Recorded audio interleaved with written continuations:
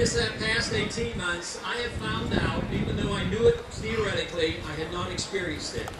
And that is that freedom brings people together.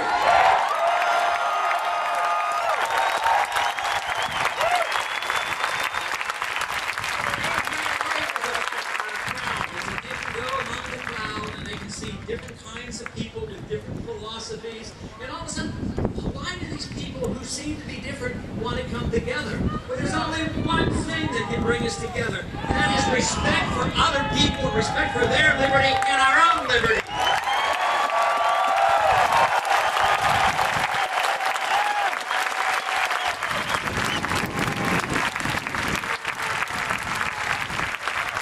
I've never quite understood why it's assumed that we have the right to read literature as we choose. It's getting so that the government wants to monitor all the time, and they infringe on that. And they also, technically at least, respect freedom of choice in religion. But what happened to us as a nation to get to the point where the conventional wisdom is that you don't have the right to decide what goes into your own body, and that you have to ask the government to do it?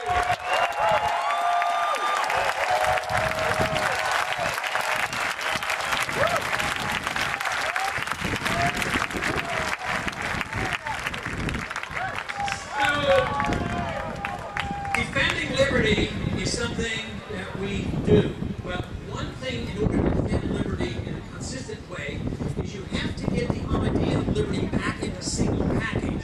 Because right now, after 100 years, what we have done is we've taken freedom and chopped it up into pieces.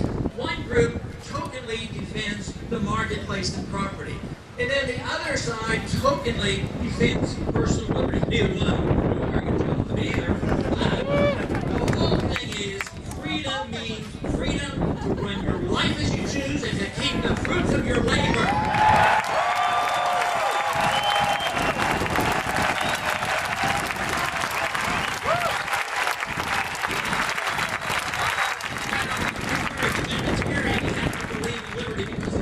System that provides the greatest abundance with the largest number of people.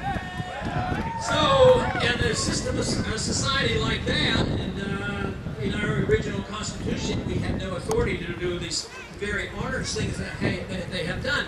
But under this system that we're striving for, you know what the tax system would be all like. We wouldn't have an income tax at all.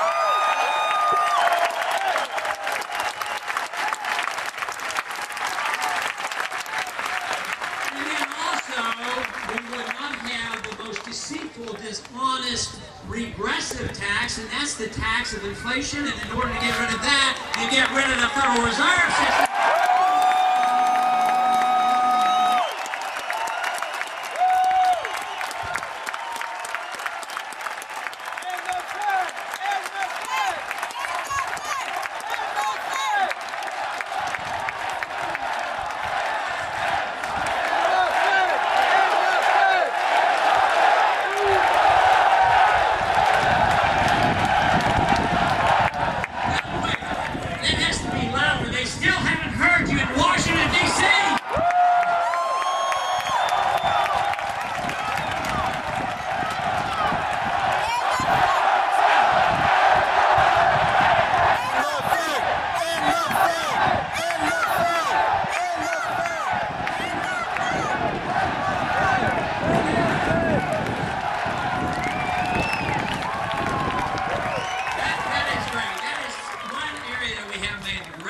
Progress in the last 18 months, and that is we have brought the monetary issue to the forefront. It's something that must be done. That is where the power is. The power to create money means that you have the political and economic power, and it's secretive, and that eventually will have to end. Matter of fact, it is going to end because all paper currency self-destruct, and we're in the beginning of the end stage of the destruction of the dollar. So we will have the opportunity.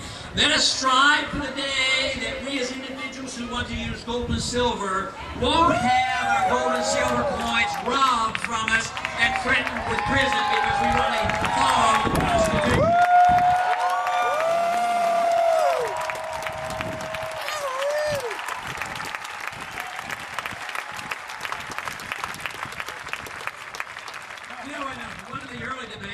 was a second debate. There was another gentleman running for the presidency. I can't remember his name, but I think he was a mayor of a big city.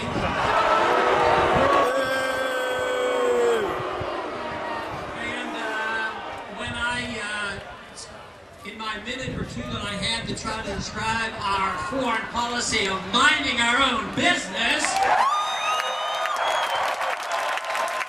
there was a bit of a put down, and of course the audience applauded. And a week or so later, somebody came up with a meeting and they said, well, are you going to drop out after all this problem that you had about the foreign policy? And I said, drop out? I said, I've had the best week of my political life, the best year of my career.